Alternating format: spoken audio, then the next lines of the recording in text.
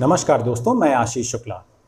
दोस्तों, आजकल हमारे हिंदू धर्म और संस्कृति को हिंदुओं के द्वारा ही अपमानित करने की होड़ सी लगी है और ऐसे सभी लोगों को हम अक्सर नास्तिक या वामपंथी समझ लेते हैं।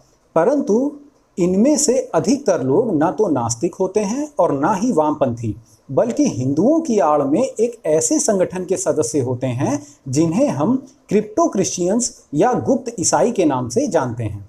तो आज बात करते हैं इसी विषय पर। क्रिप्टो एक ग्रीक भाषा का शब्द है जिसका अर्थ होता है छुपा हुआ या गुप्त। इस प्रकार के ईसाई एक छद्म आवरण में छिपे रहते हैं और जिस देश में रहते हैं वहीं के ईश्वर और संस्कृति को अपनाने का ढोंग करते हैं और अंदर ही अंदर ईसाइयत का प्रचार प्रसार करते रहते हैं।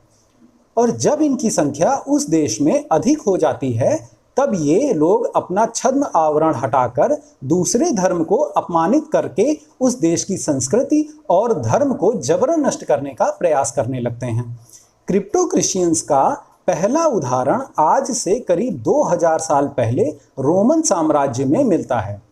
उस समय ईसाई धर्म की शुरुआत भर हुई थी और रोम में ट्राजन नाम का राजा शासन करता था।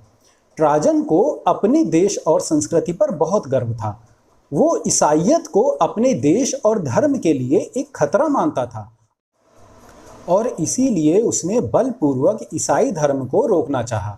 उस समय उसकी शक्ति से डरकर क्रिप्टो क्रिश्चियंस रोमन संस्कृति को अपनाने का ढोंग करते हुए रोम में ही बस गए और जैसे ही इनकी संख्या में वृद्धि हुई, इन्होंने रोमन साम्राज्य और संस्कृति को पूरी तरह से नष्ट करके वहाँ ईसाई धर्म स्थापित कर दिया।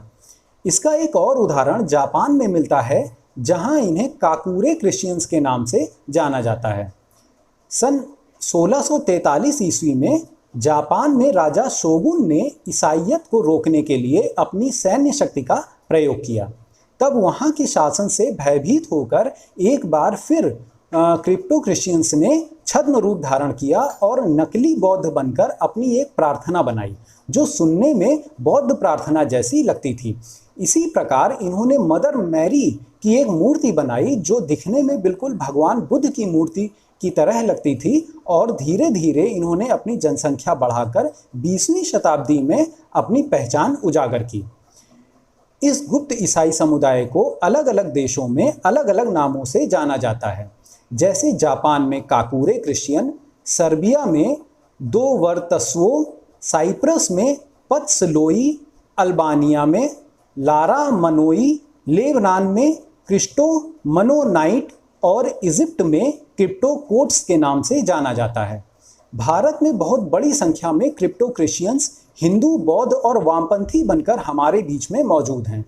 यहाँ तक कि पंजाब में ऐसे क्रिप्टो क्रिश्चियंस मौजूद हैं जो कि सिख समुदाय के बीच में पगड़ी बांधकर कृपाण, कड़ा और दाढ़ी के साथ छद्म रूप में रहते हैं। ऐसे बहुत से उदाहरण हमारे देश में मौजूद हैं जो नाम और व्यवहार से तो हिंदू धर्म को मानने वाले दिखते हैं, परंतु वेटिकन का झंडा बुलंद करने वाले ईसाई होते हैं।